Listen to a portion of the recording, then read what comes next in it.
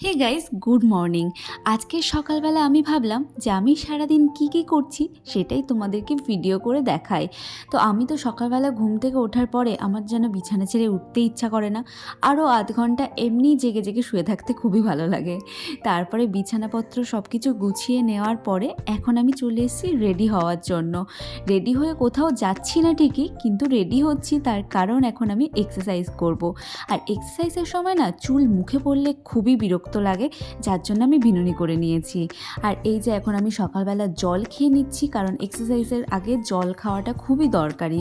তারপরে এখন আমি এক্সারসাইজের জন্য একদম রেডি হয়ে গেছি। আমি এক্সারসাইজ করার সময় গান না চালালে ঠিক এনার্জি পাই না, তাই গানটা চালিয়ে নিলাম। আর ডায়েট মানেই কিন্তু এক্সারসাইজ। আমার মনে হয় যে ডায়েট করলে শুধু হয় না, তার সাথে এক্সারসাইজ করতে হয় অন্তত 30 মিনিটস তো করতেই হবে। কিন্তু আমি এখানে যোগা করছি, দেখতে পাচ্ছ। এর আগে আমি 30 মিনিট জুম্বা করেছি, তারপরে 30 মিনিটস যোগা করছি। মোট 1 ঘন্টা আমি ব্যায়াম করি।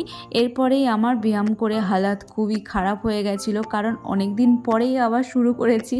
1 বছর আগে ডায়েট করেছিলাম, তখন রোগা হয়ে গেছিলাম, সেই জন্য আবার বন্ধ ছিল, আর এখন আবার শুরু করেছি। ব্যায়ামের শেষে লোকে বলে শবাসন করার জন্য, কিন্তু আমার শবাসনের থেকে ওই আসনটাই বেশি ভালো লাগে, এমনি নর্মালি রিল্যাক্সে শোয়া। এখন আমি চলে এসেছি আমার সকালবেলা ব্রেকফাস্ট করার জন্য।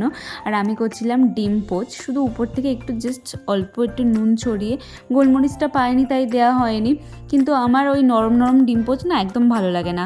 দুপিট পাল্টিয়ে একদম শক্ত শক্ত ডিম পোচই ভালো লাগে। সকালবেলা ব্রেকফাস্ট কমপ্লিট হয়ে যাওয়ার পরে এখন আমি চলে এসেছি দুপুরবেলার লাঞ্চটা তৈরি করার জন্য। তো আমি এখন ব্রাউন রাইস আর তার সাথে এই সিদ্ধগুলো দেবো। আর ব্রাউন রাইসের না একটা গল্প আছে। আগের বছর যখন আমি ডায়েট করছিলাম তখন ব্রাউন রাইসটা কিনেছিলাম খাওয়ার জন্য। তো তারপরে রোগা হয়ে গেছিলাম, ব্রাউন রাইস তুলে রেখে দিয়েছিলাম।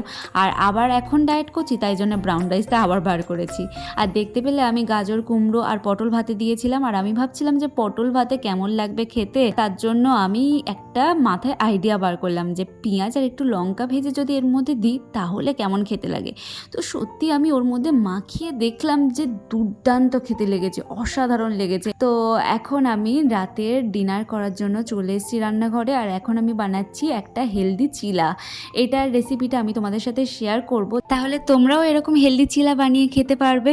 আর দেখো চিলাটা কতটা সফট হয়েছিল, যেমন সুন্দর সফট হয়েছে তেমনি ভালো খেতে হয়েছে। আর এই যে আমি একটু সস নিয়েছি, কিন্তু আমার সস না ভীষণ প্রিয়, কিন্তু ডায়েট বলে সসটা কম নিয়েছি। এই যে এখন সসের মধ্যে একটু লাগিয়ে খেয়ে দেখছি, দারুণ হয়েছে, কারণ এর মধ্যে আছে পেঁয়াজ, লঙ্কা আর গাজর। আমি এখন এই হেলদি চিলাটা খাওয়া কমপ্লিট করে নিই। আর আমার ভিডিওটা ভালো লাগলে সবাই একটা লাইক করে দিও। দেখা হচ্ছে নেক্সট ভিডিওতে। টাটা।